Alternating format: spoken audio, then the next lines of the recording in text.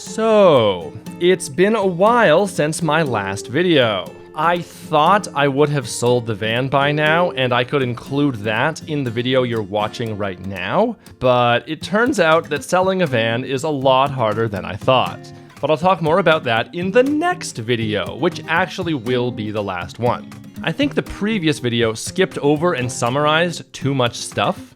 It's difficult to know just how much detail I should be going into in these vlogs, since now the main interest of the trip, the Eclipse, is over. So I might as well share this key concept with you that I keep bringing up in a lot of the editing consultations that I'm doing. Basically, when making videos, you always have to keep in mind, what is the audience here for? I'll just put screenshots of that document up on screen and you can pause to read them if you're interested. This really helps you to stay focused on what's actually important and not waste your time by adding stuff that will only make the video worse. For example, I came up with a guiding principle for my treehouse videos, which was, just pretend I'm explaining stuff to my mom.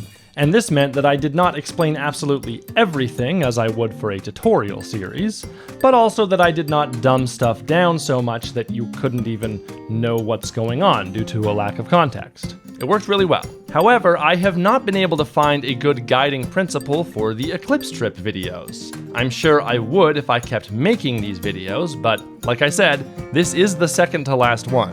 So tell me, dear viewer, why are you watching?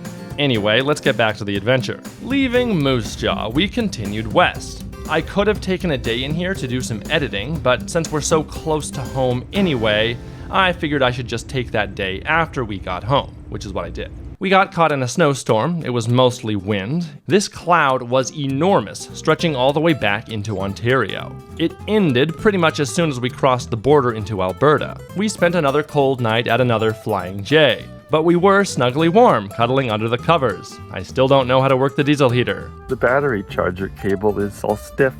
It's -4 degrees in the van. I got some sweet shots of the van though, which I will be using when listing it for sale. Oh, I also did that in Ontario. See, I skipped over too much stuff. The next morning, I got waylaid by this guy who wanted to talk about vans for far too long. It was too cold for this. And after that, more driving and more drone shots. Largest potato head? Pinto bean. Pinto bean? This is the stupidest one yet. What is... I've never seen... They just went right across the road. A sprinkler just crossed the road. We made our way to Head Smashed In Buffalo Jump, which was more interesting than I expected. There's usually too much to read in a museum during a single visit, but this museum was just the right size for me to do that. You start at the top at the actual Buffalo Jump site, and then go back inside and read the history as you work your way down. It was actually pretty cool, and of course the name is hilarious. Then I got some sweet shots of driving the van through a wind turbine farm, probably the best drone footage of the whole trip. I was also thinking about selling the drone after this trip, but it's hard to let go when I can get shots that look this good. Actually, I think these would look better if I was flying lower, and I do wish I had a better camera and the drone was kind of small. I had trouble keeping up. What do I do? Do I get a better, bigger drone, or do I just say, this is good enough? The beautiful Rocky Mountains grew larger on the horizon. I had really started to miss them after the never-ending mild hills of Ontario and the infinite flatness of Saskatchewan. I was just saying I'd love to have this mountain in our backyard. And Catherine points out, Of all the things you could have chosen, you chose the Frank Slide. you know the name of the mountain? Wow, I know the name of the rock slide. Jeez.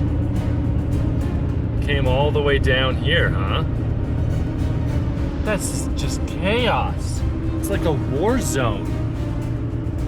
We saw the landslide and went to the Associated Museum. No commercial photos or videos were allowed, but it was also pretty cool. This landslide is incredible. It happened in 1903. And still, hardly anything has grown in the massive field of boulders left behind. Photos do not do it justice. We're almost home! This is the last one. And then we got stuck in traffic.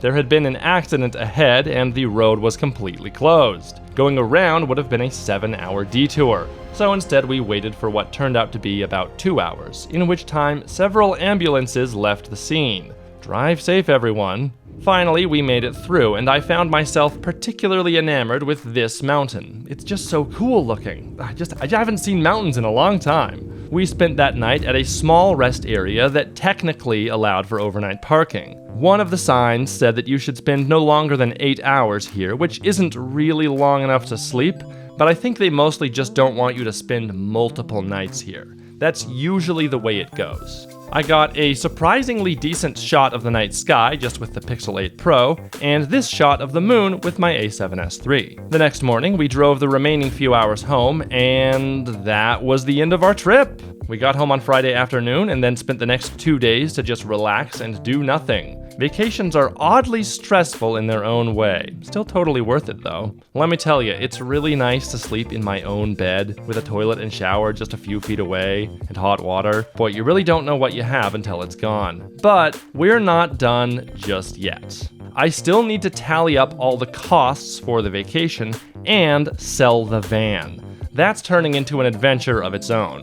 I've heard it said that the only thing worse than trying to buy a car is trying to sell a car, and I think that's true.